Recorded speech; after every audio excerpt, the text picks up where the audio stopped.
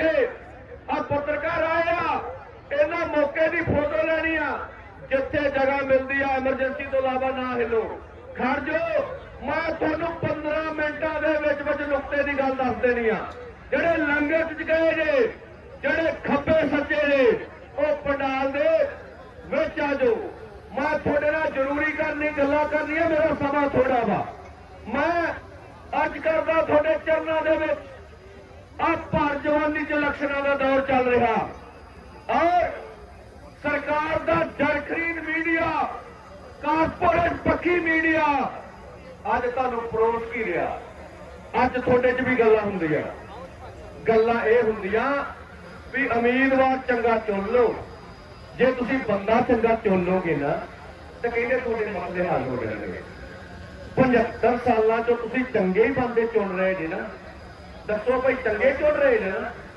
उन्होंने चंगिया ने की स्वार्था थोड़ा जे 75 सालों में चंगे चुन के तुहाडा कुछ सौरदा हुंदा तां तुहानूं तुसीं इस स्टेज दे तो फिर होका देंदे भी तुसीं आप दा बंदा चुन लो तुसीं ऐसी फिर चुनना वा चुन लिओ थोड़े नाल उन्हें भी धोखा करना असल इहदी वजह की आ वजह समझदे जे मैं तुहानूं वजह समझाऊंगी चाहे कांग्रेस की सरकार आ जाए चाहे अकाली दल की सरकार आ जाए चाहे आम आदमी की सरकार आ जाए ते भावें साडे जिहड़े भरा इलैक्शन लड़दे उन्हां दी आ जाए तुसीं दसो नीतियां बदलणगीਆਂ नीतियां नहीं बदलणगीਆਂ नीतियां उही रहणीਆਂ वा कारपोरेट पक्षी अज पूरी दुनिया दे विच साम्राज कारपोरेट पक्षी एक अधिकार नीतियां चलदियां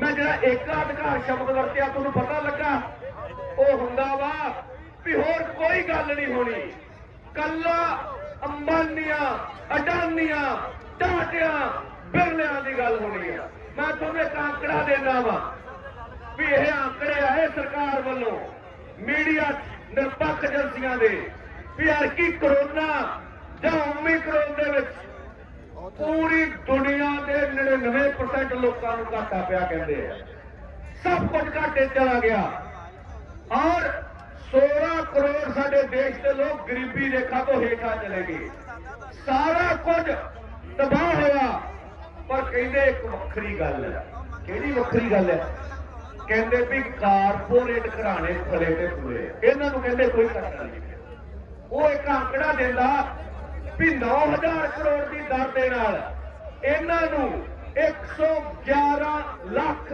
करोड़ रुपये का मुनाफा हो गया तुहानूं पता ही नहीं लगा भी 111 लाख करोड़ कितना हुंदा आ सारी मंडी दे विच जे 2-2000 के नोट 20 फुट उच्चे करके भी ला दिए तो 111 लाख करोड़ इन्हां नूं भी बच हुंदा है तुसीं सोच लो किन्ने नोट कमा गए तां जिन्हां नूं कोरोना दे विच नोटां की कमाई हो रही है तुसीं दसो भी वो कोरोना नूं वापस करनगे वो तां कहणगे भी कोरोना चली जावे ठीक है कोरोना ते वड्डी कंट्रोवर्सी है असीं नहीं कहते हिदायत नहीं हैगा पर फार्मास्यूटिकल कंपनियां ने लोकां नूं दहशत पैदा करके अरबां रुपये कमाए मेरा कहण तो भाव इस वेले वर्ल्ड दे विच नीति कारपोरेट पक्की आ और सारिया दुनिया दियां सरकारां कलियां 2-3 सरकारां छड्ड के एक तां पूर्वी कोरिया वा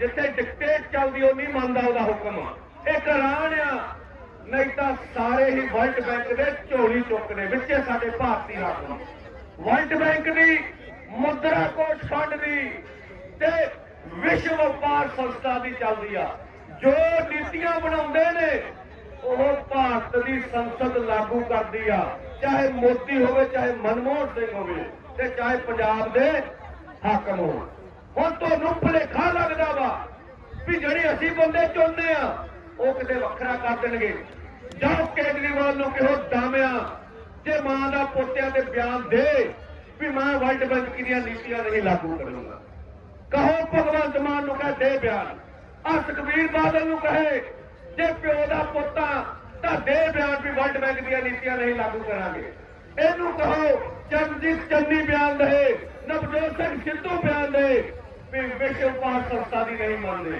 ਇਹ ਤਾਂ ਪਲਦੇ ਹੀ ਉਹਨਾਂ ਦੇ ਟੁਕੜਿਆਂ ਤੇ ਆ। ਤਾਂ ਫਿਰ ਤੁਸੀਂ ਭੁਲੇਖੇ 'ਚ ਮਤ ਰਹੋ ਵੀ ਜਿਹੜੀ ਤੁਸੀਂ ਵੋਟਾਂ ਰਾਹੀਂ ਸਰਕਾਰ ਚੁਣ ਲੋਗੇ ਤੇ ਉਹਨੇ ਤੁਹਾਡਾ ਭਲਾ ਕਰ ਦੇਣਾ। ਅਸਲ ਵਿੱਚ ਤੁਹਾਡੇ ਨਾਲ ਧੋਖਾ ਹੀ ਹੋਇਆ ਵਾ। 47 ਤੋਂ ਬਾਅਦ ਜਦੋਂ ਭਾਰਤ ਅੰਗਰੇਜ਼ਾਂ ਦੀ ਬਸਤੀ ਸੀਗਾ ਔਰ ਸਾਡੇ ਦੇਸ਼ ਭਗਤਾਂ ਨੇ ਲੜ ਕੇ ਇਸ ਭਾਰਤ ਨੂੰ ਆਜ਼ਾਦ ਕਰਾਇਆ, ਤੁਹਾਡੇ ਨਾਲ ਧੋਖਾ ਪਤਾ ਕੀ ਹੋਇਆ? ਅੰਗਰੇਜ਼ਾਂ ਨੇ ਵੇਖਿਆ ਵੀ ਸਾਨੂੰ ਤਾਂ ਹੁਣ ਇਹਨਾਂ ਰਹਿਣ ਨਹੀਂ ਦੇਣਾ, ਉਹ 10-15 ਸਾਲ ਲਈ ਪਿੱਛੇ ਹੋ ਗਏ। ਤੁਸੀਂ ਕਦੀ ਨਾਟਕ ਵੇਖਿਆ? ਮੈਨੂੰ ਮਹਾਰਾਜਾ ਦੱਸੋ ਵੀ ਮੇਰੀ ਗੱਲ ਸੁਣਦੇ, ਨਾਟਕ ਵੇਖਿਆ ਕਦੀ? ਹਾਂ, ਕਹਿੰਦੇ ਜਦੋਂ ਨਾਟਕ ਹੁੰਦਾ ਨਾ, ਫਿਲਮ ਬਣਦੀ ਆ ਨਾ, ਉਦੋਂ ਕਹਿੰਦੇ ਕਹਾਣੀ ਕੋਈ ਹੋਰ ਲਿਖਦਾ ਹੁੰਦਾ। ਆਈ ਨਾ ਤੁਹਾਨੂੰ ਪਤਾ ਨਾ? ਤੇ ਕਹਿੰਦੇ ਡਾਇਰੈਕਟਰ ਕੋਈ ਹੋਰ ਹੁੰਦਾ ਵਾ ਤੇ ਜਿਹੜੇ ਸਟੇਜ ਤੇ ਪਾਤਰ ਹੁੰਦੇ ਆ ਉਹ ਕੋਈ ਹੋਰ ਹੁੰਦੇ ਆ। ਤੇ ਮੈਂ ਤੁਹਾਨੂੰ ਦੱਸਦਾ ਵੀ ਜਿਹੜੀ ਭਾਰਤ ਦੀ ਕਹਾਣੀ ਆ ਉਹ ਸਾਮਰਾਜ ਲਿਖਦਾ। ਉਹਦੇ ਸਟੇਜ ਦੇ ਉੱਤੇ ਭਾਰਤ ਭਾਵੇਂ ਨਹਿਰੂ ਸੀ, ਭਾਵੇਂ ਜਿਨਾਹ ਸੀ ਤੇ ਭਾਵੇਂ ਗਾਂਧੀ ਸੀ, ਪਰ ਉਹਦੀ ਕਹਾਣੀ ਸਾਮਰਾਜ ਨੇ ਲਿਖੀ ਸੀ। ਅੱਜ ਵੀ ਅੰਗਰੇਜ਼ ਪਰਦੇ ਦੇ ਪਿੱਛੇ ਉਹਨਾਂ ਦੀਆਂ ਨੀਤੀਆਂ ਚੱਲਦੀਆਂ।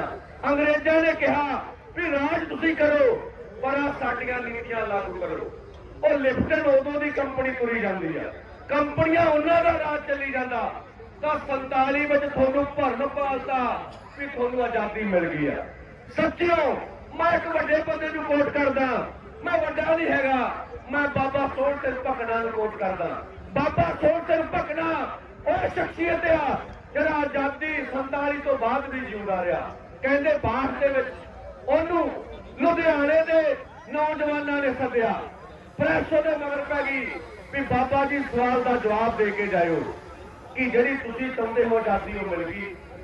ਕਹਿੰਦੇ ਨਹਿਰੂ ਬਹੁਤ ਖਪਾ ਸੀਗਾ ਬਾਬਾ ਸੋਹਣ ਸਿੰਘ ਭਕਨਾ ਤੇ ਔਰ ਉਹਨੂੰ ਜੇਲ੍ਹਾਂ 'ਚ ਰੱਖਿਆ। ਬਾਬਾ ਸੋਹਣ ਸਿੰਘ ਭਕਨਾ ਆਪਦੀ ਇੰਟਰਵਿਊ 'ਚ ਕਹਿੰਦਾ ਵਾ, ਕਹਿੰਦਾ ਉਹਨਾਂ ਮੈਨੂੰ ਗੋਰੇ ਅੰਗਰੇਜ਼ਾਂ ਨੇ ਨਹੀਂ ਸਤਾਇਆ ਜਿੰਨਾ ਮੈਨੂੰ ਕਾਲੇ ਅੰਗਰੇਜ਼ਾਂ ਨੇ ਸਤਾਇਆ ਸੀਗਾ। ਤੇ ਇੰਟਰਵਿਊ 'ਚ ਪੱਤਰਕਾਰ ਜਦੋਂ ਕਹਿੰਦੇ ਆ ਵੀ ਬਾਬਾ ਜੀ ਜਿਹੜੀ ਤੁਸੀਂ ਆਜ਼ਾਦੀ ਚਾਹੁੰਦੇ ਸੀ ਮਿਲ ਗਈ, ਬਾਬੇ ਨੇ ਜਵਾਬ ਦਿੱਤਾ ਨਹੀਂ। ਪੱਤਰਕਾਰਾਂ ਨੇ ਬਹੁਤ ਛੇੜਿਆ ਵੀ ਕੁਛ ਤਾਂ ਬੋਲੇ। ਬਾਬਾ ਡਾਕਟਰ ਨਹੀਂ ਸੀ ਬੋਲਦਾ ਵੀ ਮੇਰੇ ਖਿਲਾਫ ਨਹਿਰੂ ਆ। ਉਹਨੇ ਜਾਣ ਲੱਗਿਆ ਕਿ ਗੱਲ ਕਹੀ ਵੀ ਮੇਰੇ ਨਾਂ ਦੇ ਪਿੱਛੇ ਤੱਥ ਕੀ ਆ? ਕਹਿੰਦਾ ਮੈਂ 47 ਤੋਂ ਪਹਿਲਾਂ ਸਾਂਝਾ ਪੰਜਾਬ ਵੀ ਵੇਖਿਆ ਤੇ ਆਹ 47 ਤੋਂ ਬਾਅਦ ਸਾਡੇ ਹਾਕਮਾਂ ਤੇ ਜਨ ਖਰੀਦ ਮੀਡੀਆ ਵੱਲੋਂ ਇਹ ਪ੍ਰਚਾਰਿਆ ਜਾਂਦਾ ਆਜ਼ਾਦ ਭਾਰਤ ਤੇ ਵੀ ਵੇਖਿਆ। ਕਹਿੰਦਾ ਜਦੋਂ ਮੈਂ 47 ਤੋਂ ਪਹਿਲਾਂ ਪਿੰਡਾਂ 'ਚ ਜਾਂਦਾ ਸੀਗਾ ਇਹੀ ਸਮੱਸਿਆ ਸੀਗੀਆਂ, ਰੋਟੀ ਕੱਪੜਾ ਤੇ ਮਕਾਨ, ਪੰਜਾਬੀ ਵਿੱਚ ਕੁੱਲੀ ਗੁੱਲੀ ਤੇ ਚੁੱਲੀ, ਇਹੀ ਸਮੱਸਿਆ ਕਿਸਾਨ ਰੋਂਦੇ ਸੀ। ਕਰਜ਼ਾਈਆਂ ਫਸਲਾਂ ਦੇ ਭਾਅ ਨਹੀਂ ਮਿਲਦੇ, ਸਾਡੇ ਹਾਲਾਤ ਮਾੜੇ ਆ। ਤੇ ਕਹਿੰਦਾ 47 ਤੋਂ ਬਾਅਦ ਵੀ ਇਹੀ ਸਮੱਸਿਆ ਅੱਜ ਵੀ ਨੇ। ਕਹਿੰਦਾ ਜੇ ਵਾਕਿਆ ਅਸੀਂ ਆਜ਼ਾਦ ਹੁੰਦੇ ਤਾਂ ਸਾਨੂੰ ਆਰਥਿਕ ਪੱਖੋਂ ਸਾਡੇ ਹਾਲਾਤ ਨਹੀਂ ਸੀ। ਆਜ਼ਾਦੀ ਦੇ ਮਾਇਨੇ ਕੀ ਹੁੰਦੇ ਆ ਕਿਸੇ ਫਿਲਾਸਫਰ ਨੂੰ ਪੁੱਛੋ, ਉਹ ਕਹਿੰਦਾ ਆਜ਼ਾਦੀ ਦਾ ਮਤਲਬ ਹੁੰਦਾ ਜਿਹੜੇ ਸੰਕਟ ਨਾਲ ਤੁਸੀਂ ਲੜੋ ਉਸ ਤੋਂ ਆਜ਼ਾਦ ਹੋ ਜਾਓ, ਉੱਤੇ ਪੂਰਾ ਪਕੜ ਕਰ ਲਓ, ਉਹਨੂੰ ਕਹਿੰਦੇ ਆਜ਼ਾਦੀ। ਤਾਂ ਅੱਜ ਵੀ ਸਮੱਸਿਆ ਹੋਈ, ਜਿਹੜੀਆਂ ਸਮੱਸਿਆ 47 ਤੋਂ ਪਹਿਲਾਂ ਸੀਗੀਆਂ ਉਹੀ ਸਮੱਸਿਆ ਅੱਜ ਵੀ ਨੇ। ਫਿਰ ਤੁਸੀਂ ਮੰਨਦੇ ਜੇ ਵੀ ਤੁਹਾਡੇ ਨਾਲ ਧੋਖਾ ਕੀਤਾ 47 ਦੇ ਵਿੱਚ, ਤੁਹਾਨੂੰ ਇਹ ਕਹਿ ਕੇ ਵੀ ਤੁਸੀਂ ਆਜ਼ਾਦ ਹੋ ਗਏ ਜੇ, ਤੁਸੀਂ ਵੋਟਾਂ ਪਾ ਕੇ ਆਪਦੀਆਂ ਸਰਕਾਰਾਂ ਚੁਣ ਲਓ। ਸਰਕਾਰਾਂ ਤੁਸੀਂ ਚਾਹੁੰਦੇ ਜੇ ਪਰ ਨੀਤੀਆਂ ਕਾਰਪੋਰੇਟ ਘਰਾਣੇ ਦੀਆਂ ਲਾਗੂ ਕਰਦੀਆਂ। ਇਸ ਕਰਕੇ ਤੁਹਾਡੇ ਨਾਲ ਫਿਰ ਧੋਖਾ ਹੋਣਾ ਜੇ, ਤੁਸੀਂ ਫਿਰ ਸਾਡੇ ਕੋਲ ਆਉਣਾ ਜੇ ਵੀ ਇਹਨੂੰ ਵੀ ਬਣਾਇਆ ਇਹਨੇ ਵੀ ਕੁਝ ਨਹੀਂ ਕੀਤਾ। ਸਾਡਾ ਸਾਫ ਦੇ ਵੀ ਜਿਹੜੀ ਭਾਰਤ ਦੀ ਰਾਜ ਵਿਵਸਥਾ ਵਾ, ਇਸ ਵਿਵਸਥਾ ਦੇ ਹੁੰਦਿਆਂ ਵੋਟਾਂ ਵਿੱਚ ਕੋਈ ਵੀ ਬਦਲ ਲਿਆ ਕੇ ਤੁਹਾਡੀਆਂ ਸਮੱਸਿਆ ਦਾ ਹੱਲ ਨਹੀਂ ਜੇ ਹੋਣਾ। ਔਰ ਇਹ ਗੱਲਾਂ ਦੇ ਜਵਾਬ ਅੱਜ ਤੋਂ 20 ਸਾਲ ਵੀ ਤੁਹਾਨੂੰ ਦਾਂਗੇ ਵੀ ਜੋ ਅੱਜ ਕਹਿ ਰਹੇ ਆ ਔਰ ਜੋ ਬਾਬਾ ਸੋਹਣ ਸਿੰਘ ਭਕਨਾ ਨੇ ਕਿਹਾ ਸੀ ਉਹ ਅੱਜ ਪੂਰਾ ਵਾ, ਤੇ ਜੋ ਅਸੀਂ ਕਹਿ ਕੇ ਜਾਵਾਂਗੇ ਉਹ ਅੱਜ ਤੋਂ 20 ਸਾਲਾਂ ਬਾਅਦ ਵੀ ਪੂਰਾ ਹੋਊਗਾ। ਇਸ ਕਰਕੇ ਲੋੜੀ ਦਾ ਕੀ ਆ? ਫਿਰ ਸਭ ਤੋਂ ਵੱਡੀ ਗੱਲ ਇਹ ਆ ਵੀ ਜਿਹੜੇ ਨੀਤੀਆਂ ਪਾਲਿਸੀਆਂ ਬਣਾਉਂਦੇ ਨੇ ਉਹਨਾਂ ਦਾ ਧਿਆਨ ਕਰੀਏ। ਨੀਤੀਆਂ ਪਾਲਿਸੀਆਂ ਕੌਣ ਬਣਾਉਂਦੇ ਨੇ? ਕਾਰਪੋਰੇਟ ਘਰਾਣੇ। ਤੇ ਫਿਰ ਹੋਣਾ ਕੀ ਚਾਹੀਦਾ? ਆ ਮੌਜੂਦਾ ਰਾਜ ਵਿਵਸਥਾ ਨੂੰ ਅਸੀਂ ਜਦੋਂ ਪੁੱਟਣ ਦਾ ਨਿਸ਼ਾਨਾ ਰੱਖੀਏ। ਕਿਹੜਾ ਨਿਸ਼ਾਨਾ ਰੱਖੀਏ?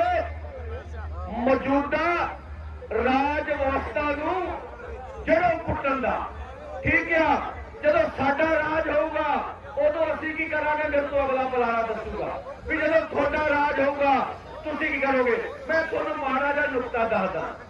ਭਾਵੇਂ ਇਸੇ ਪ੍ਰਬੰਧ ਦੇ ਵਿੱਚ ਸਾਡਾ ਵੀ ਰਾਜ ਆਇਆ, ਥੋੜਾ ਜਿਹਾ ਨਿੱਕਾ ਜਿਹਾ।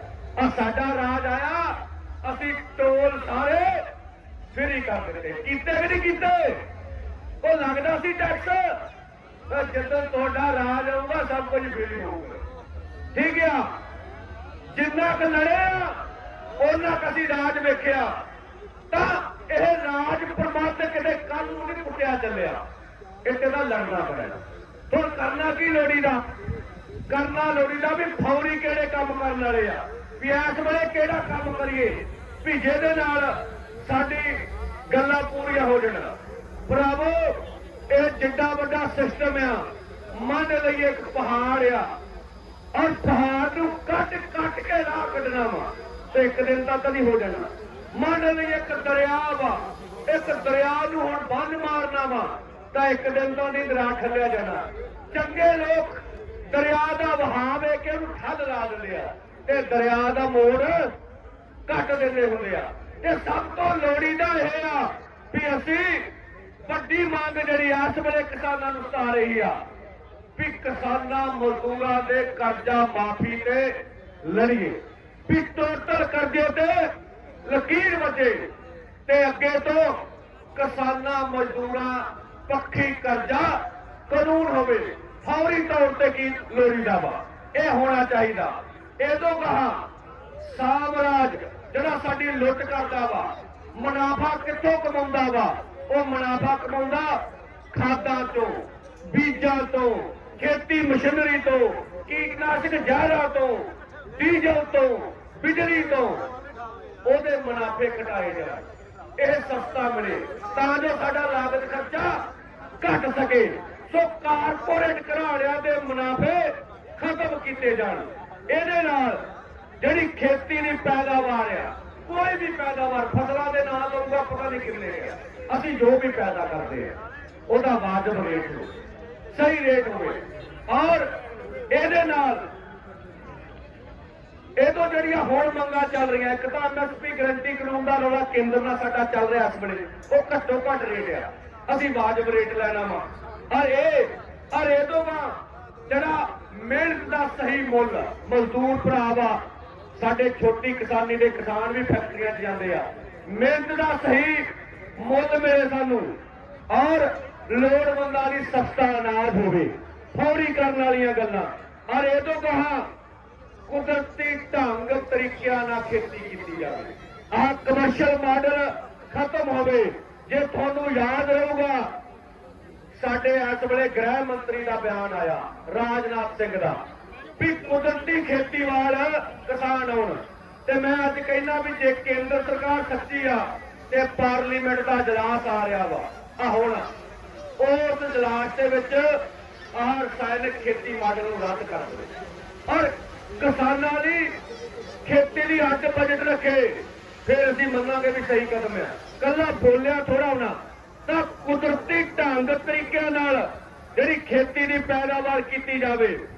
ਜਿਹੜੇ ਵੀ ਇਲਾਕੇ ਨੇ ਉਸ ਇਲਾਕਿਆਂ ਦੇ ਮੌਸਮ ਮੁਤਾਬਕ ਜਿਹੜੀ ਫਸਲ ਦਾ ਵੱਧ ਝਾੜ ਹੋਵੇ ਉਹ ਲਾਈ ਜਾਵੇ। ਝੋਨਾ ਸਾਡੇ ਇਲਾਕੇ ਦੀ ਫਸਲ ਨਹੀਂ ਹੈਗੀ, ਸਾਡੇ ਕੋਲ ਧੱਕੇ ਨਾਲ ਲਾਈ ਹਰੇ ਇਨਕਲਾਬ ਦੇ ਨਾਂ ਤੇ ਸਾਡੇ ਇਲਾਕੇ 'ਚ ਉਹ ਫਸਲਾਂ ਬੀਜੀਆਂ ਜਾਣ। ਜੇ ਮੰਨ ਲਓ ਸਾਰੀਆਂ ਫਸਲਾਂ ਦਾ ਵਾਜਬ ਰੇਟ ਮਿਲੇ, ਤੇਲ ਬੀਜ ਹੋਣ, ਦਾਲ ਬੀਜ ਹੋਣ, ਤੇ ਆਪੇ ਡਿਵਰਸਿਫਿਕੇਸ਼ਨ ਭਰਾਓ ਹੋ ਜਾਊਗਾ। ਸੋ ਇਹਦੇ ਨਾਲ ਸਹਿਕਾਰੀ ਸੰਸਥਾਵਾਂ ਨੂੰ ਇਸ ਵੇਲੇ ਉਤਸ਼ਾਹਿਤ ਕੀਤਾ ਜਾਵੇ ਤਾਂ ਜੋ ਸਾਂਝੀ ਖੇਤੀ ਕੀਤੀ ਜਾ ਸਕੇ। ਔਰ ਇਹ ਤੋਂ ਕਹਾ ਇਹਦੇ ਲਈ ਭਰਾਓ ਜੇ ਆਹ ਫੌਰੀ ਤੌਰ ਤੇ ਕਰਨਾ ਕੀ ਬਣਦਾ ਵਾ? ਇੱਕ ਤੇ ਕਰਨਾ ਵੀ ਸਾਡੀ ਜਥੇਬੰਦੀ ਕੌਮੀ ਪੱਧਰ ਤੇ ਹੋਵੇ, ਦੇਸ਼ ਪੱਧਰ ਤੇ ਜਥੇਬੰਦੀ ਬਣਾਉਣ ਦੀ ਲੋੜ ਹੈ। ਸਾਡੀ ਤਾਂ ਪੰਜਾਬ ਦੇ अद्धे हिस्से च हैगी है, अद्धे हिस्से च है ही नहीं। 13,000 पंजाब का पिंड आ तां अज असीं अद्धे पिंडां च मुश्किल नाल पहुंच सके। ਇਹਦਾ मतलब ਅੱਜ ਇਹ फैसला होना चाहिए सारिਆਂ ਵੱਲੋਂ भी 13 ਦੇ 13,000 ਪਿੰਡਾਂ ਵਿੱਚ ਸਾਡੀ ਜਥੇਬੰਦੀ ਬਣੂਗੀ।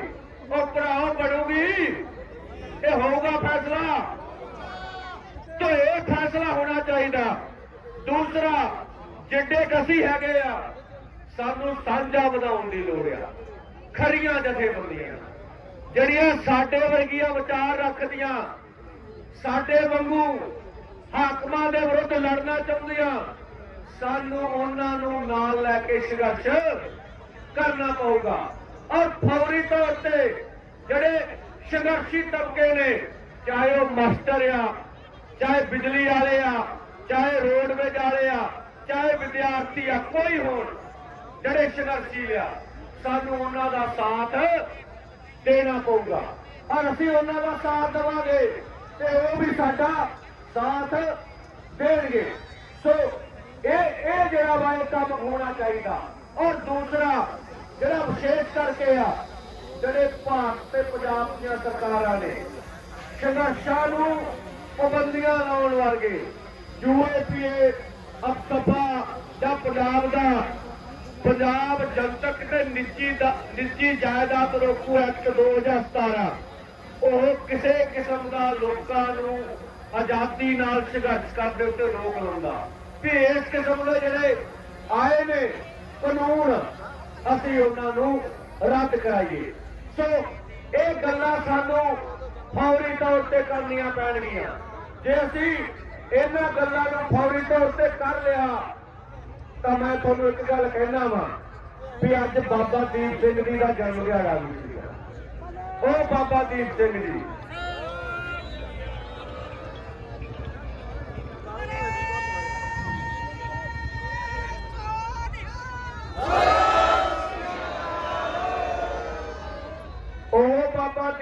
ਜੀ ਜਦੋਂ ਬਾਬਾ ਦੀਪ ਸਿੰਘ ਜੀ ਨੂੰ ਪਤਾ ਲੱਗਾ ਵੀ ਹਰਮੰਦਰ ਸਾਹਿਬ ਤੇ ਕਬਜ਼ਾ ਕਰ ਲਿਆ ਦੁਸ਼ਟਾਂ ਨੇ ਤੇ ਉਹ 18 ਸੇਰ ਦਾ ਖੰਡਾ ਲੈ ਕੇ ਆਏ ਤਾਂ ਸਿਰ ਲੱਖਿਆਂ ਵੀ ਲੜੇ ਆ। ਇਤਿਹਾਸ ਆ ਸਾਡਾ। ਔਰ ਅੱਜ ਕੀ ਆ, ਅੱਜ ਵੇਖ ਲਓ ਪੂਰਾ ਸਾਡਾ ਦੇਸ਼ ਗੁਲਾਮ ਹੈ। ਉਦੋਂ ਦੁਸ਼ਮਣਾਂ ਨੇ ਸਾਡੇ ਦਰਬਾਰ ਸਾਹਿਬ ਤੇ ਕਬਜ਼ਾ ਕੀਤਾ ਸੀ ਤੇ ਅੱਜ ਕਾਰਪੋਰੇਟ ਘਰਾਣਿਆਂ ਦਾ ਇਸ ਦੇਸ਼ ਤੇ ਗਲਬਾ ਉਹਨਾਂ ਦੀ ਅਗਲੀ ਤਾਂ ਲੋੜ ਆ ਅੱਜ ਬਾਬਾ ਜੀ ਦੇ ਦਿਨ ਤੇ ਅਸੀਂ ਫੈਸਲਾ ਕਰੀਏ ਵੀ ਅਸੀਂ ਇਸ ਸਾਮਰਾਜਵਾਦੀ ਰਾਜ ਪ੍ਰਬੰਧ ਨੂੰ ਜੜੋਂ ਪੁੱਟਣ ਲਈ ਬਾਬਾ ਜੀ ਤੋਂ ਪ੍ਰੇਰਨਾ ਲੈਂਦੇ ਹੋਏ ਸਿਰ ਤਲੀ ਤੇ ਰੱਖ ਕੇ ਲੜਾਂਗੇ। ਇਹ ਅਹਿਦ ਕਰਨਾ ਚਾਹੀਦਾ ਸਾਨੂੰ।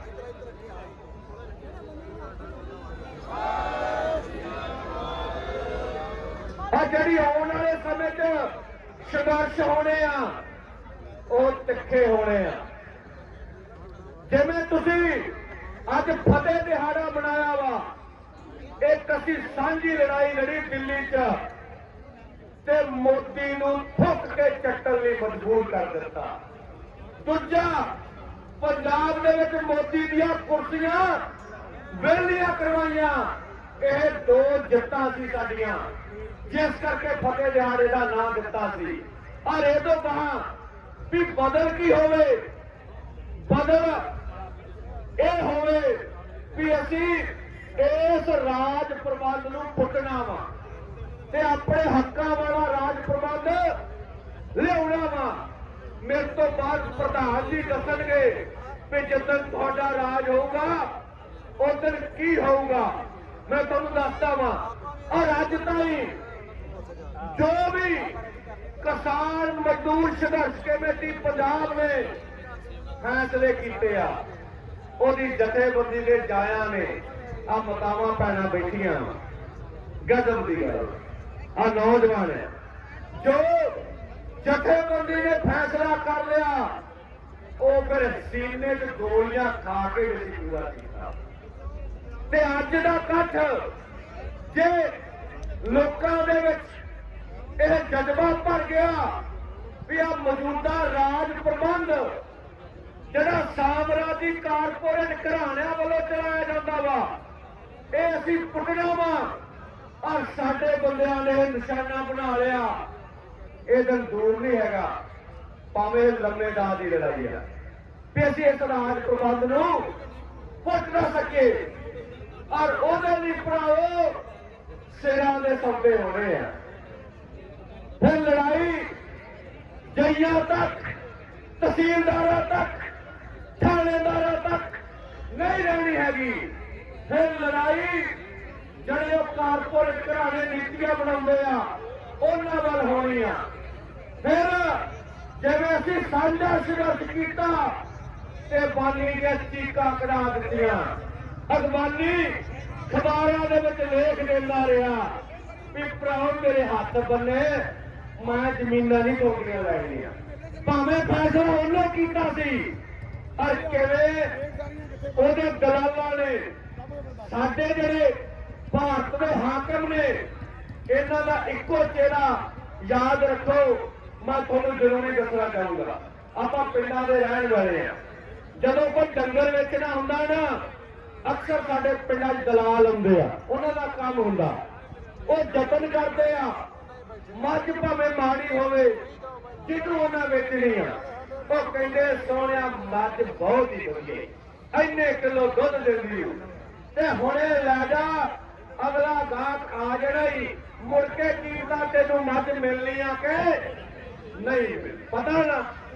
ਦੂਜੇ ਬੰਦੇ ਮਾਲਕ ਨੂੰ ਕੀ ਆਂਦੇ ਆ, ਮਾਲਕ ਨੂੰ ਜਾ ਕੇ ਆਂਦੇ ਆ ਵੀ ਆਹੋ ਗਾਹਕ ਹੀ ਵਟਣਾ ਇਹਦੇ ਵਟਣਾ, ਇਹ ਵੀ ਗਾਹਕ ਚਲਾ ਗਿਆ ਤੇ ਤੇਰੀ ਮੱਝ ਨਹੀਂ ਵਿਕਣੀ। ਕਿਉਂਕਿ ਦਲਾਲ ਨੂੰ ਹੁੰਦਾ ਵੀ ਮੱਝ ਵਿਕ ਜਾਵੇ ਤੇ ਮੇਰੇ ਹੱਥ 'ਚੋਂ 150 ਰੁਪਇਆ ਆ ਜਾਵੇ।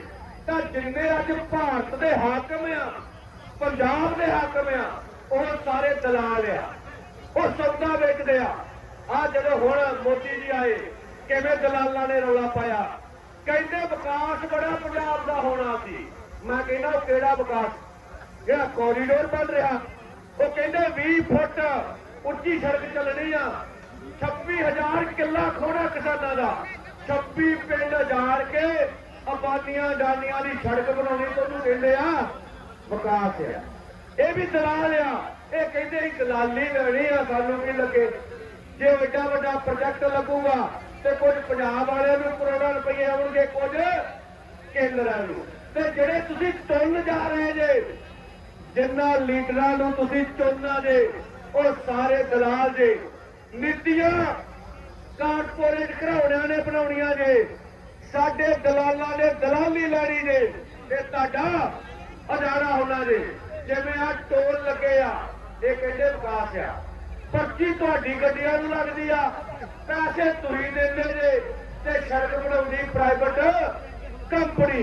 ਉਹ 100 ਰੁਪਇਆ ਲਾ ਕੇ 1000 ਰੁਪਇਆ ਕਮਾਉਂਦੇ ਆ ਤੇ ਸਾਡੇ ਭੜਵੇ ਦਲਾਲ ਕਹਿੰਦੇ ਆ ਕਿ ਇਹ ਵਿਕਾਸ ਹੈ।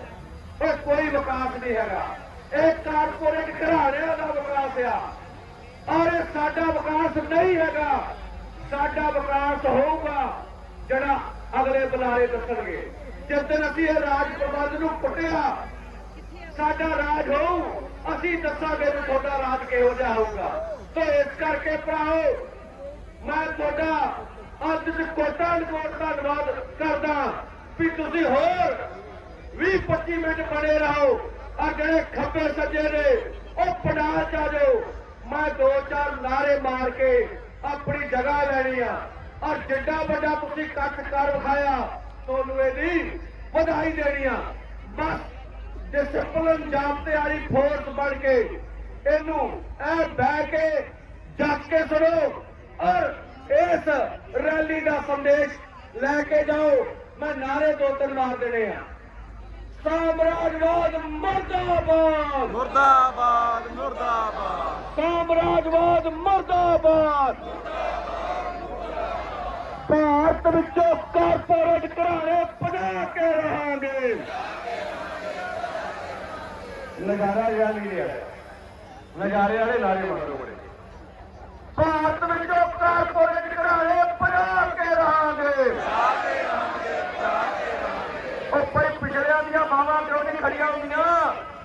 ਭਾਰਤ ਵਿੱਚੋਂ ਕਾਰਪੋਰੇਟ ਘਰਾਣੇ ਪਰੇ ਕੇ ਰਹਾਂਗੇ, ਜਾ ਕੇ ਰਹਾਂਗੇ, ਜਾ ਕੇ।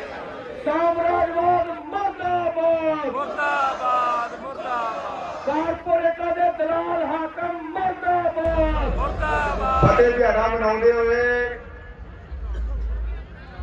ਕੁਦਰਤ ਪੱਖੀ ਤੇ ਲੋਕ ਪੱਖੀ ਰੈਲੀ ਵਿੱਚ ਪੰਜਾਬ ਤੋਂ, ਹਰਿਆਣੇ ਤੋਂ, ਦਿੱਲੀ ਤੋਂ, ਯੂਪੀ ਤੋਂ ਬਹੁਤ ਵੱਡੀ ਗਿਣਤੀ, ਲੱਖਾਂ ਦੀ ਗਿਣਤੀ ਵਿੱਚ ਆਈਆਂ ਸਾਡੀਆਂ ਬਹੁਤ ਸਤਿਕਾਰਯੋਗ ਮਾਤਾ ਭੈਣਾਂ, ਬੀਬੀਆਂ, ਕਿਸਾਨ, ਮਜ਼ਦੂਰ, ਨੌਜਵਾਨ, ਬੱਚੇ, ਸਾਰਿਆਂ ਨੂੰ ਫਤਿਹ। ਵਾਹਿਗੁਰੂ ਜੀ ਦਾ ਖਾਲਸਾ, ਵਾਹਿਗੁਰੂ ਜੀ ਕੀ ਫਤਿਹ। ਅੱਜ ਆਪਾਂ ਜਿਹੜੀ ਇਹ ਰੈਲੀ ਕਰ ਰਹੇ ਸ਼ਹੀਦਾਂ ਨੂੰ ਸ਼ਰਧਾਂਜਲੀ ਦੇ ਰਹੇ ਆ, ਜਿਹੜੇ ਦਿੱਲੀ 26 ਜਨਵਰੀ ਨੂੰ ਸ਼ਹੀਦ ਹੋਏ ਨਵਰੀਤ ਸਿੰਘ ਡਿਬੜਵਾ ਤੇ 550 ਦੇ ਲਗਭਗ ਕਿਸਾਨ ਜਿਹੜੇ ਮਜ਼ਦੂਰ ਸ਼ਹੀਦ ਹੋਏ ਆ ਦਿੱਲੀ ਮੋਰਚੇ ਦੇ ਵਿੱਚ, ਉਹਨਾਂ ਨੂੰ ਤੇ ਦੁਨੀਆ ਭਰ ਦੇ ਲੋਕਾਂ ਨੂੰ, ਕਿਸਾਨ ਲਹਿਰ ਦੇ ਸ਼ਹੀਦਾਂ ਨੂੰ ਸਾਰਿਆਂ ਨੂੰ ਆਪਾਂ ਸ਼ਰਧਾ ਦੇ ਫੁੱਲ ਭੇਟ ਕਰ ਰਹੇ, ਉਹਨਾਂ ਨੂੰ ਯਾਦ ਕਰ ਰਹੇ ਆ। ਜਿਹੜੀਆਂ ਕੌਮਾਂ ਆਪਣੇ ਸ਼ਹੀਦਾਂ ਨੂੰ ਭੁੱਲ ਜਾਣ, ਉਹ ਮੇਰੇ ਵੀਰੋ ਆਪਣਾ ਵਜੂਦ ਗਵਾ ਦਿੰਦੀਆਂ, ਉਹ ਆਪਣੀ ਹੋਂਦ ਗਵਾ ਦਿੰਦੀਆਂ। ਸ਼ਹੀਦਾਂ ਦੇ ਸੁਪਨਿਆਂ ਨੂੰ ਪੂਰਾ ਕਰਨਾ ਆਪਣਾ ਜਿਹੜਾ ਵਾ ਉਹ ਫਰਜ਼ ਬਣਦਾ ਵਾ। ਜਿਹੜੇ ਉਹਨਾਂ ਦੇ ਸੁਪਨੇ ਲਏ ਆ, ਸਾਡੇ ਗੁਰੂਆਂ ਨੇ ਲਏ ਆ, ਸਾਡੇ ਦੇਸ਼ ਭਗਤਾਂ ਨੇ ਲਏ ਆ, ਉਹ ਸੁਪਨੇ ਅਜੇ ਅਧੂਰੇ ਆ। ਜਿਸ ਤਰ੍ਹਾਂ ਮੇਰੇ ਤੋਂ ਪਹਿਲਾਂ ਬੁਲਾਰਾ ਮੋਦੀ ਸਰਕਾਰ ਮਰਦਾਬਾਦ। ਸ਼ਹੀਦ ਨਵਰੀਤ ਸਿੰਘ ਡਿਬੜਵਾ ਅਮਰ ਰਹੇ, ਸ਼ਹੀਦ ਨਵਰੀਤ ਸਿੰਘ ਡਿਬੜਵਾ ਅਮਰ ਰਹੇ। ਸ਼ਹੀਦੋਂ ਤੁਹਾਡੀ ਸੋਚ ਤੇ, ਪਹਿਰਾ ਦਿਆਂਗੇ ਠੋਕ ਕੇ। ਸ਼ਹੀਦੋਂ ਤੁਹਾਡੇ ਕਾਜ ਅਧੂਰੇ, ਸ਼ਹੀਦੋਂ ਤੁਹਾਡੇ ਕਾਜ ਅਧੂਰੇ। 25 ਬੱਚਾ ਚੌਕ ਦਿਆਂਗੇ, ਮੋਦੀ ਦੀ 25 ਬੱਚਾ ਚੌਕ ਦਿਆਂਗੇ, 25 ਬੱਚਾ ਚੌਕ ਦਿਆਂਗੇ। ਕਿਸਾਨਾਂ, ਮਜ਼ਦੂਰਾਂ, ਮਾਵਾਂ ਦਾ ਇੱਕ ਜਿੰਦਾਬਾਦ। ਜਿਨ੍ਹਾਂ ਨੇ ਮੇਰਾ ਆਖਾ ਮੰਨ ਲਿਆ, ਧੰਨਵਾਦ। ਤੇ ਜਿਹੜੇ ਹਜੇ ਵੀ ਖਲੋਤੇ ਮੈਨੂੰ ਪੈਰਾਂ ਦੇ 19 ਜਨਵਰੀ ਨੂੰ ਜਿਹੜੀ ਪੁਲਿਸ ਦਾ ਮੀਟਿੰਗ ਲੱਗੀ ਆ, ਉਹ 'ਚ ਵੀ ਪਿੱਛੇ ਆਏ।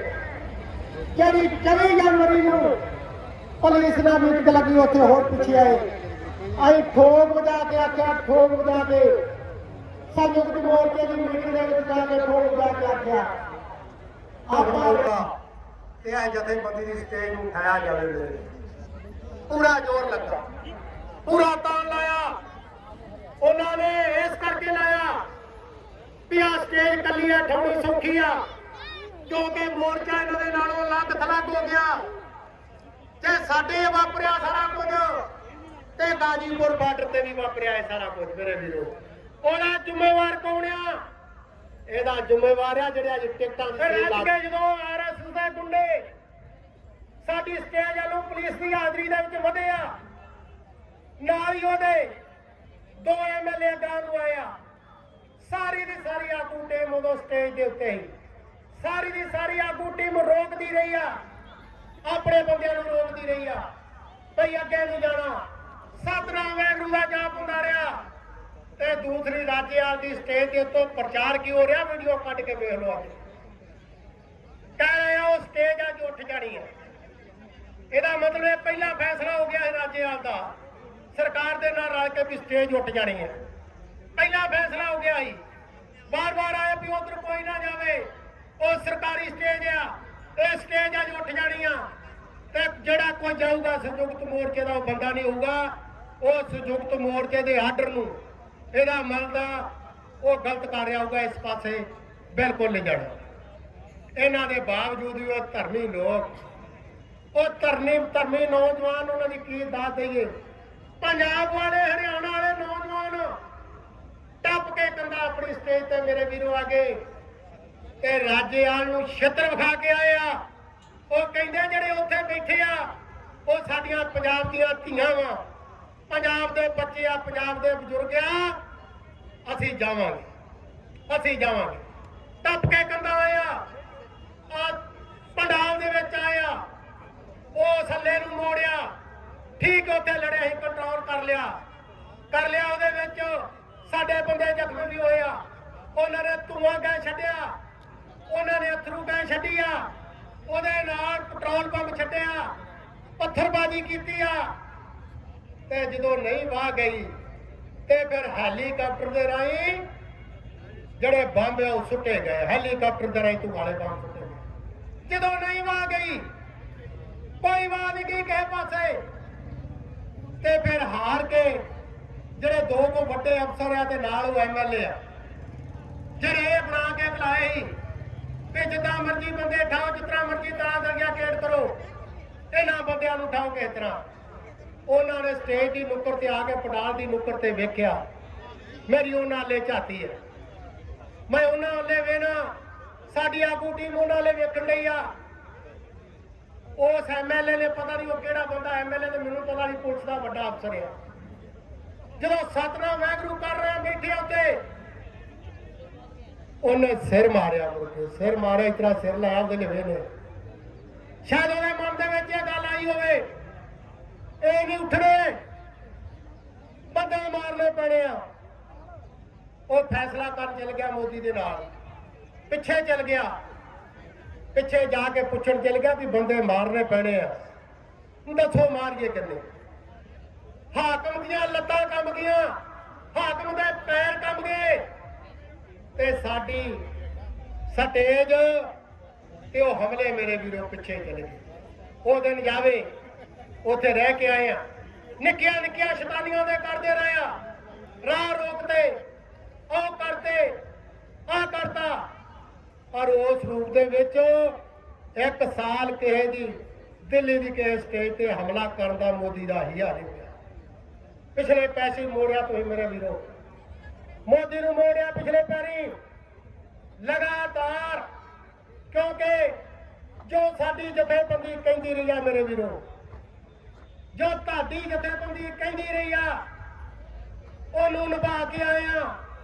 ਆ ਮੇਨ ਕਾਰਨ ਨਹੀਂ ਜੋ ਇਹਨਾਂ ਕੁੱਤੀ ਵਾਦਾ ਉੱਥੇ ਰੰਮ ਛੱਡਿਆ, ਜੇ ਕਰਕੇ ਬੱਤੀਆਂ 'ਚ ਨਹੀਂ ਜਾਂਦੇ, ਜੇ ਕਰਕੇ ਸੰਯੁਕਤ ਦੇ ਵਿੱਚ ਨਹੀਂ ਜਾਂਦੇ, ਤੇ ਜੇ ਕਰਕੇ ਅਸੀਂ ਹੋਰ ਜਿਹੜੇ ਕਾਰਨਾਮੇ ਉਹ ਨਹੀਂ ਕਰਦੇ।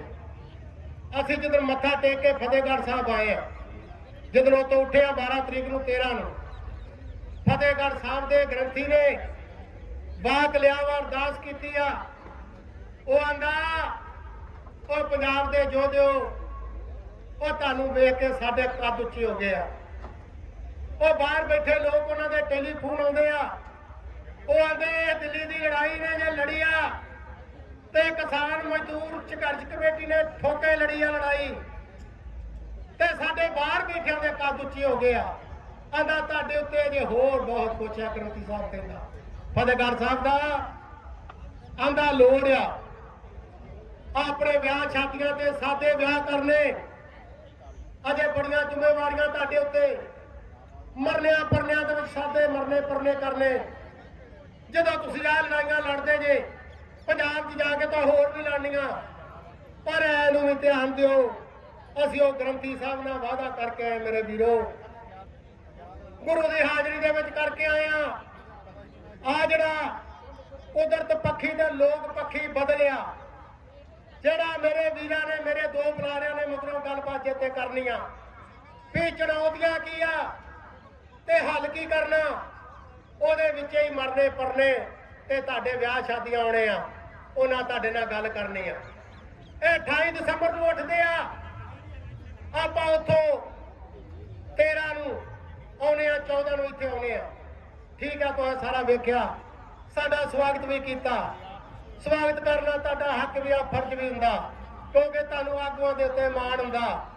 ਪਰ ਇੱਕ ਗੱਲ ਆਗੂਆਂ ਨੂੰ ਮੈਂ ਕਹਿਣੀ ਚਾਹੁੰਦਾ ਵੀ ਜਦੋਂ ਸਰੋਪੇ ਪੈਂਦੇ ਉਹਨਾਂ ਗਲਾਂ ਦੇ ਵਿੱਚ, ਤੇ ਜਿਨ੍ਹਾਂ ਗਲਾਂ ਦੇ ਵਿੱਚ ਸਰੋਪੇ ਪੈਂਦੇ ਹੋਣ,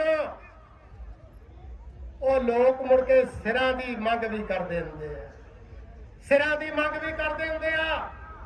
ਇਸ ਕਰਕੇ ਮੇਰੇ ਵੀਰੋ, ਆ ਤੁਸੀਂ ਬੈਠੇ ਜੇ ਸਾਡੇ ਗਲਾਂ 'ਚ ਸਰੋਪੇ ਪਾਉਂਦੇ ਕਰਦੇ ਜੇ, ਸਾਡਾ ਕੱਦ ਉੱਚਾ ਕਰਦੇ ਜੇ, ਤੇ ਸਾਡੇ ਫਿਰ ਸਿਰ ਵੀ ਤੁਹਾਡੇ ਚਰਨਾਂ ਦੇ ਵਿੱਚ ਆ। ਸਾਡੇ ਸਿਰ ਵੀ ਤੁਹਾਡੇ ਚਰਨਾਂ ਦੇ ਵਿੱਚ ਆ। ਇਹ ਜਿਹੜੀ ਲੜਾਈ ਆ, ਇਸ ਲੜਾਈ ਨੂੰ ਲੈ ਕੇ ਜਾਵਾਂਗੇ। ਅਸੀਂ ਜਦੋਂ ਪੰਜਾਬ ਹੋਏ 4 ਦਿਨ ਰੈਸਟ ਕੀਤੀ ਤੇ ਫੇਰ ਤੁਰ ਪਿਆ, ਰੇਲਾਂ ਜਾਮ ਕੀਤੀਆਂ, ਚੰਨੀ ਨਾਲ ਮੀਟਿੰਗ ਲੈ ਕੇ ਮਸਲੇ ਹੱਲ ਕਰਾ ਕੇ ਆਏ ਆ। ਤੇ ਮੇਰੇ ਵੀਰੋ, ਪੰਜਾਬ ਦੇ ਵਿੱਚ ਆਂਦਾ ਮੈਂ ਕਾਨੂੰਨ ਰੱਦ ਕਰਤੇ ਆ, ਤੇ ਹੁਣ ਮੈਨੂੰ ਪੰਜਾਬ ਦੇ ਵਿੱਚ ਰੈਲੀ ਕਰਨ ਦੀ ਖੋਲਿਆ। ਰੈਲੀ ਕਰਨ ਆ ਗਿਆ। ਉਹਨਾਂ ਲਾਸ਼ਾਂ ਦਾ ਵਪਾਰੀ, ਗੁਜਰਾਤ ਵਾਲੀਆਂ ਲਾਸ਼ਾਂ ਦਾ ਵਪਾਰੀ 1300 ਲਾਸ਼ ਤੇ ਬਹਿ ਕੇ 15 ਸਾਲ ਮੁੱਖ ਮੰਤਰੀ ਦੀ ਕੁਰਸੀ ਤੇ ਰਿਹਾ। ਹਿੰਦੂ ਤੇ ਸਿੱਖ ਦੀ ਲੜਾਈ ਮੋਦੀ ਸਰਕਾਰ ਮਰਦਾਬਾਦ। ਸ਼ਹੀਦ ਨਵਰੀਤ ਸਿੰਘ ਡਿਮਡਿਮਾ ਅਮਰ ਰਹੇ। ਸ਼ਹੀਦ ਨਵਰੀਤ ਸਿੰਘ ਡਿਮਡਿਮਾ ਅਮਰ ਰਹੇ। ਸ਼ਹੀਦੋਂ ਤੁਹਾਡੀ ਸੋਚ ਤੇ ਪਹਿਰਾ ਦਿਆਂਗੇ ਠੋਕ ਕੇ। ਸ਼ਹੀਦੋਂ ਤੁਹਾਡੇ ਕਾਜ ਅਧੂਰੇ। ਸ਼ਹੀਦੋਂ ਤੁਹਾਡੇ ਕਾਜ ਅਧੂਰੇ। 25 ਬੱਚਾ ਚੌਕ ਦਿਆਂਗੇ ਮੋਦੀ ਦੀ 25 ਬੱਚਾ ਚੌਕ ਦਿਆਂਗੇ। 25 ਬੱਚਾ ਚੌਕ ਦਿਆਂਗੇ। ਕਿਸਾਨਾਂ ਮਜ਼ਦੂਰਾਂ ਮਾਵਾਂ ਦਾ ਇੱਕ ਜਿੰਦਾਬਾਦ। ਜਿਨ੍ਹਾਂ ਨੇ ਮੇਰਾ ਆਖਾ ਮੰਨ ਲਿਆ, ਧੰਨਵਾਦ। ਤੇ ਜਿਹੜੇ ਹਜੇ ਵੀ ਖਲੋਤੇ ਮੈਨੂੰ ਪੈਰਾਂ ਦੇ ਵੱਡੇ ਦਿਹਾੜਾ ਮਨਾਉਂਦੇ ਹੋਏ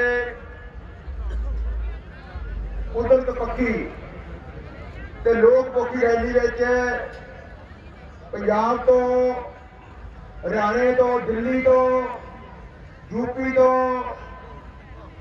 ਬਹੁਤ ਵੱਡੀ ਗਿਣਤੀ, ਲੱਖਾਂ ਦੀ ਗਿਣਤੀ ਵਿੱਚ ਆਈਆਂ ਸਾਡੀਆਂ ਬਹੁਤ ਸਤਿਕਾਰਯੋਗ ਮਾਤਾ ਭੈਣਾਂ, ਬੀਬੀਆਂ, ਕਿਸਾਨ, ਮਜ਼ਦੂਰ, ਨੌਜਵਾਨ, ਬੱਚੇ, ਸਾਰਿਆਂ ਨੂੰ ਫਤਿਹ। ਵਾਹਿਗੁਰੂ ਜੀ ਦਾ ਖਾਲਸਾ, ਵਾਹਿਗੁਰੂ ਜੀ ਕੀ ਫਤਿਹ।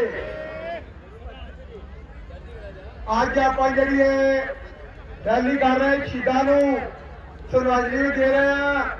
ਜਿਹੜੇ ਦਿੱਲੀ 26 ਜਨਵਰੀ ਨੂੰ ਸ਼ਹੀਦ ਹੋਏ ਨਵਰੀਤ ਸਿੰਘ ਡਿਮਡਿਮਾ ਤੇ 550 ਦੇ ਲਗਭਗ ਕਿਸਾਨ ਜਿਹੜੇ ਮਜ਼ਦੂਰ ਸ਼ਹੀਦ ਹੋਏ ਆ ਦਿੱਲੀ ਮੋਰਚੇ ਦੇ ਵਿੱਚ, ਉਹਨਾਂ ਨੂੰ ਤੇ ਦੁਨੀਆ ਭਰ ਦੇ ਲੋਕਾਂ ਨੂੰ, ਕਿਸਾਨ ਲਹਿਰ ਦੇ ਸ਼ਹੀਦਾਂ ਨੂੰ, ਸਾਰਿਆਂ ਨੂੰ ਆਪਾਂ ਸ਼ਰਧਾ ਦੇ ਫੁੱਲ ਭੇਟ ਕਰ ਰਹੇ ਹਾਂ, ਉਹਨਾਂ ਨੂੰ ਯਾਦ ਕਰ ਰਹੇ ਹਾਂ। ਜਿਹੜੀਆਂ ਕੌਮਾਂ ਆਪਣੇ ਸ਼ਹੀਦਾਂ ਨੂੰ ਭੁੱਲ ਜਾਣ, ਉਹ ਮੇਰੇ ਵੀਰੋ ਆਪਣਾ ਵਜੂਦ ਗਵਾ ਦਿੰਦੀਆਂ, ਉਹ ਆਪਣੀ ਹੋਂਦ ਗਵਾ ਦਿੰਦੀਆਂ। ਸ਼ਹੀਦਾਂ ਦੇ ਸੁਪਨਿਆਂ ਨੂੰ ਪੂਰਾ ਕਰਨਾ ਆਪਣਾ ਜਿਹੜਾ ਵਾ ਉਹ ਫਰਜ਼ ਬਣਦਾ ਵਾ। ਜਿਹੜੇ ਉਹਨਾਂ ਦੇ ਸੁਪਨੇ ਲਏ ਆ, ਸਾਡੇ ਗੁਰੂਆਂ ਨੇ ਲਏ ਆ, ਸਾਡੇ ਦੇਸ਼ ਭਗਤਾਂ ਨੇ ਲਏ ਆ, ਉਹ ਸੁਪਨੇ ਅਜੇ ਅਧੂਰੇ ਆ।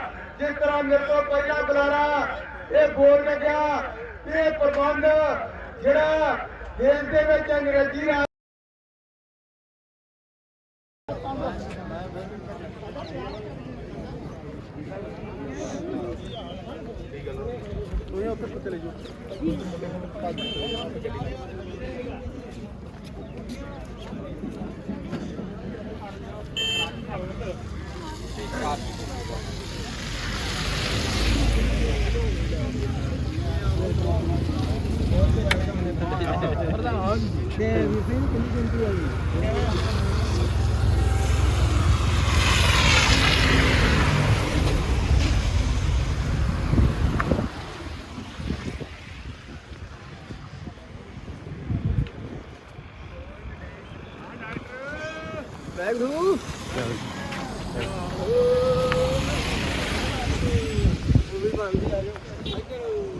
ਵੈਰੀ ਖਾਲਸਾ, ਵੈਰੀ ਫਤਿਹ ਜੀ, ਵੈਰੀ ਫਤਿਹ ਜੀ, ਵੈਰੀ ਫਤਿਹ ਜੀ।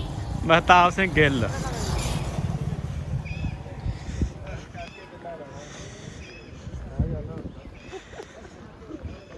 ਉਹ ਵੀ ਸੱਚਾ ਹੈਗਾ, ਉਹ ਸਹੀ ਸਿਸਟਮ ਤੇ ਹੁੰਦਾ ਨਾ ਸਿਸਟਮ ਵੀ। ਕਿਵੇਂ ਲੋਈਆਂ ਲਈ ਫਿਰ ਤੇ ਠੰਡ ਲੱਗਦੀ?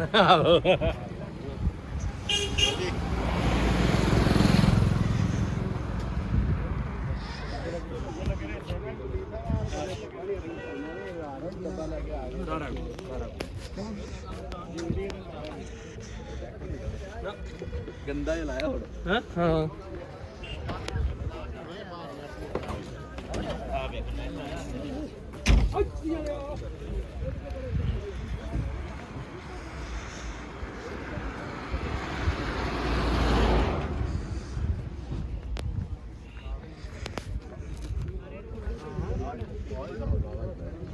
ਲੱਖਾਂ ਦੇ ਹਿਸਾਬ ਨਾਲ ਉਹਨਾਂ ਕੱਟ ਕਰਨਾ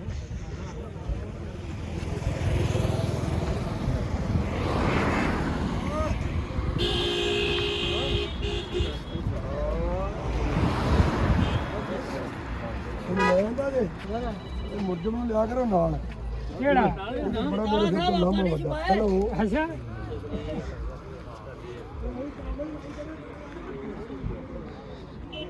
ਦੋ 2.5 ਕਿਲੋਮੀਟਰ ਮੈਨੂੰ ਲੈ ਕੇ ਜਾਏ ਗਵਾ ਨਾ ਦੇ ਮੈਂ ਆਤਮਾ ਅਸਲ ਨਹੀਂ ਮੈਂ ਮੋੜੇ ਕਿਹੜੀ ਚੜਾਈ ਨੂੰ ਮੇਰਾ ਮਰਦੇ ਕੀ ਆ ਮਾਟਰ ਜੀ ਵਧੀਆ ਜੀ ਵਧੀਆ ਵੈਰੀ ਖਾਲਸਾ ਵਾਹਿਗੁਰੂ ਜੀ ਫਤਿਹ ਅਸੀਂ ਘਰ ਦੀ ਸਾਹਮਣ ਹੋਏ ਆ ਵਾਹਿਗੁਰੂ ਜੀ ਫਤਿਹ ਸਾਡੇ ਸ਼ਾਮਲ ਹੋਏ ਆ ਉਹਨੇ ਗੱਲ ਦੇ ਸਰੋਪਾ ਲੱਗੇ ਪਾਉਣ ਕੀ ਹੋਵੇ ਠੀਕ ਹੈ ਜੀ ਬਹੁਤ ਵਧੀਆ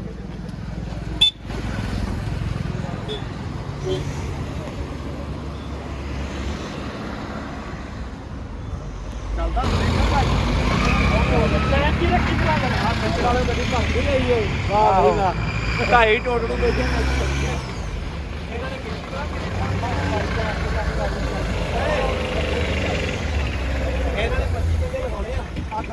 ਪ੍ਰਧਾਨ ਕਿੱਥੇ ਉਹਨੂੰ ਫੋਨ ਕਰਨਾ ਉਹ ਚਲੋ ਚਲੋ ਵੈਗਰੂ ਆ ਤੋਰੋ ਯਾਰ ਕੱਟ ਲੈ ਉਹੀ ਲੋਕ ਜਾ ਰਹੇ ਆ ਹੁਣ ਕਹਿੰਦਾ ਭਰੀ ਆ ਗੱਡੀ ਸਾਰੇ ਆਤੇ ਹੋਰ ਬੰਦੇ ਭਾਈ ਸੀਗਾ ਕੰਮ ਨਾ ਕਰਿਆ ਹਲੋ ਇਹਦੇ ਤੇ ਸਿਰਫ ਬੋਲਣ ਵਾਲੇ ਬੰਦੇ ਤੇ ਲਾਈਵ ਵਾਲੇ ਬੰਦੇ ਹੁੰਦੇ ਆ ਚਲਾ ਜਾ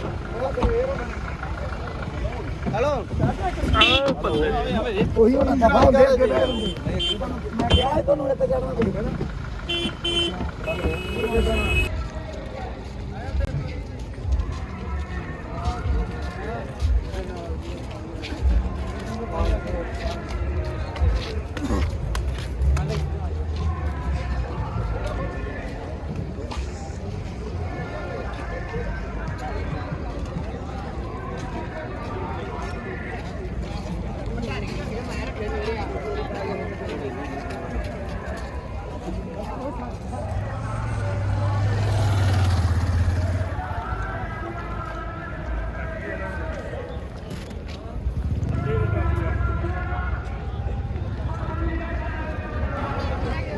ਪ੍ਰਧਾਨ ਮੰਤਰੀ ਨੂੰ ਅੱਗੇ ਆਉਣਾ ਪੈਣਾ ਉਹ ਗੱਲ ਆਪਣੀ ਸਾਫ਼ ਆ ਤੇ ਸਾਫ਼ ਆ ਗੱਲ 19 ਨਵੰਬਰ ਨੂੰ ਪ੍ਰਧਾਨ ਮੰਤਰੀ ਨੂੰ ਅੱਗੇ ਆਉਣਾ ਪਿਆ ਤੇ ਖੇਤੀ ਕਾਨੂੰਨ ਰੱਦ ਹੋਇਆ ਇਹ ਵੀ ਕੱਚ ਕਰੜ ਗੱਲਾਂ 19 ਜਨਵਰੀ ਉੱਥੇ ਜਾ ਕੇ ਬਹਿਣਾ 2021 ਨੂੰ ਜਦੋਂ ਤੇ ਤੋਮਰ ਦੇ ਨਾਲ ਮੀਟਿੰਗ ਚੱਲਦੀ ਆ ਤੋਮਰ ਨੇ ਸਾਫ਼ ਹੈ ਗੱਲ ਕਹੀ ਭਾਈ ਤੁਸੀਂ ਤਾਂ ਮੰਨ ਗਏ ਜੇ ਸਾਰਾ ਕੁਝ